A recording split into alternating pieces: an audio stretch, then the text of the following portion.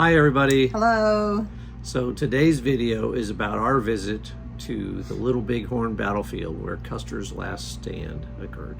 Hi, we are Tom and Beth. Our venture awaits. We downsized, sold our home, moved into our fifth wheel, and have been on the road as full-timers for over a year now. We're exploring this beautiful country of ours while we can. We hope you will follow along with us as we continue our venture. We travel not to escape life, but for life not to escape us. The Battle of Little Bighorn was actually fought in a town that's now called Gary Owen. Gary Owen was the old Irish tune that was the marching song for the 7th Cavalry. On this site in 1876, the historic Battle of the Little Bighorn began. When we stand side by side in a circle of no beginning and no ending, the first maker, creator of all things, is in the center. He hears the words of supplication and blesses us with his infinite love, which is peace itself.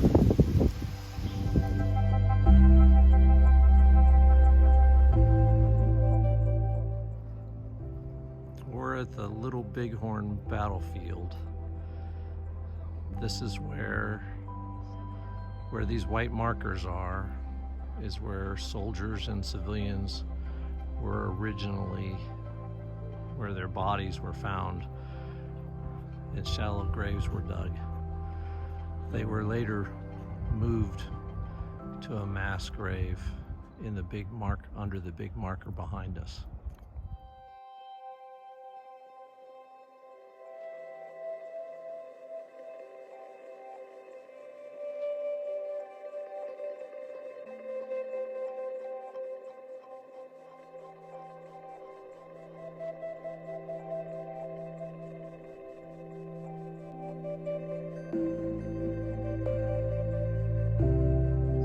Red markers are markers for where the Cheyenne and Sioux warriors fell, because they removed most of their bodies after the battle and buried them elsewhere or put them up on tree hammocks.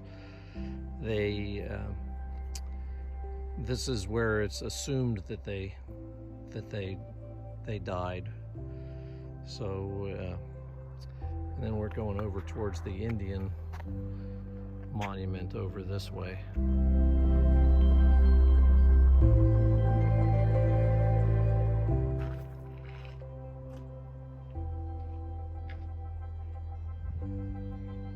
I shall not see you, sun, go down behind the mountains tonight. I am going home today, not the way we came, but in spirit, home to my people. That was Bloody Knife said that on June 25th, 1876, the day of the Little Bighorn battle.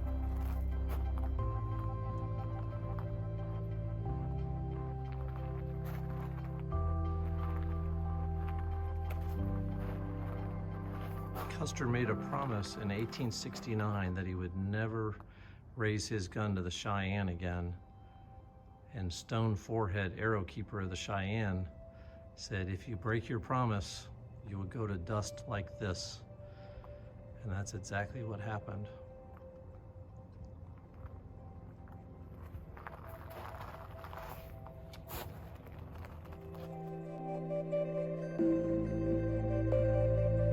In 1984, they did an archaeological survey and they found a lot of artifacts, including revolvers, bones with rings on them still, arrowheads, cartridges. Just crazy, all the stuff they found. We are on the Deep Ravine Trail, and here's where the Black White Man, a Lakota warrior, fell here on June 25th while defending the Lakota way of life. Just so somber, you know, just... Yeah, it really is. It's very somber here. You know. It's crazy. It is. To be here where all this death occurred, and It's such a battle that didn't need to happen. no. As we walk down along this path, There are memorials where more 7th Cavalry soldiers fell. And as you look out over the fields, you can see all the different memorials where 7th Cavalry soldiers fell. I like how they've just put the stone there since they know somebody fell there to honor them, you know, let their remains there. Yeah. But what a task that must have been. Yeah, that's where their remains were originally. Yep. Most of the remains have been gathered and put up in the big one now. But it's just so sad. This particular marker has a name on it, so there was enough information found on his body to identify exactly who this individual was. He was a lieutenant, JASG Turgis. Deep Ravine, Crazy Horse Gully, and Gray Horse Ravine was the scene of fierce fighting during the battle. Crazy Horse and other Sioux and Cheyenne warriors crossed the Little Bighorn River in front of us and rode up the ravine during the attack against George Custer's battalion.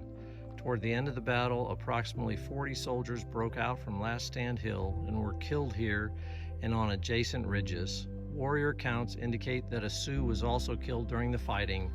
After fording the Little Bighorn River 1 mile to your left, Reno's battalion gallops down the valley below. Convinced he is vastly outnumbered, Reno dismounts, forms a skirmish line across the valley floor, firing into the lodges.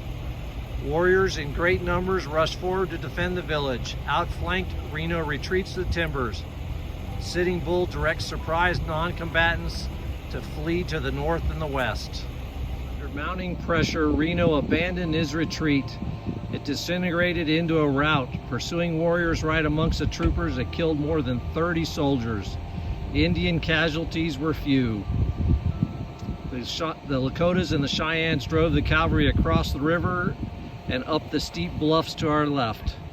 Receiving word of other soldiers downstream, they abandoned Reno to meet the new threat to their village.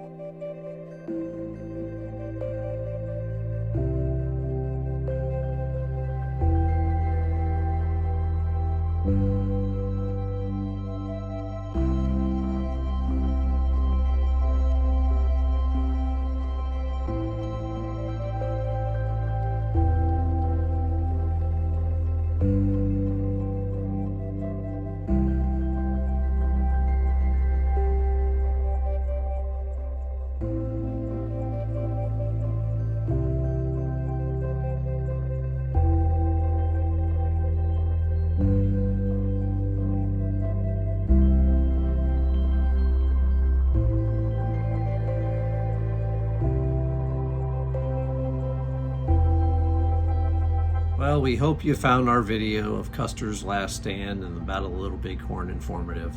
It's a very somber place. Yes, it is. But very moving. I mean, yeah, it is very moving, and you read the full history, and it's like, man, this just didn't have to occur. No.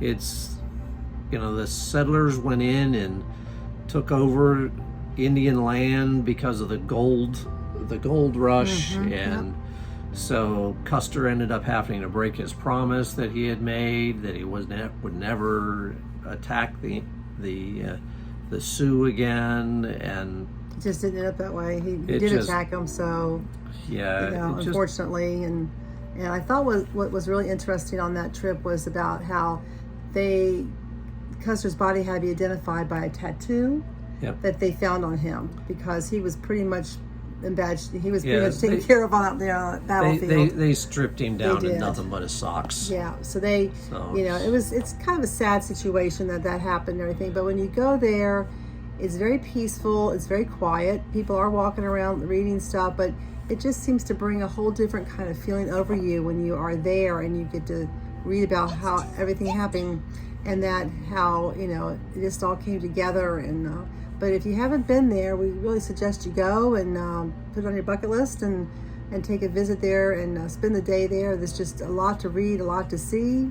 And, you know, I thought it was very moving also just walking through the battlefield and coming upon these headstones that these, where they had died, where the soldiers had died, and they still had their marker there for them, which was to honor them.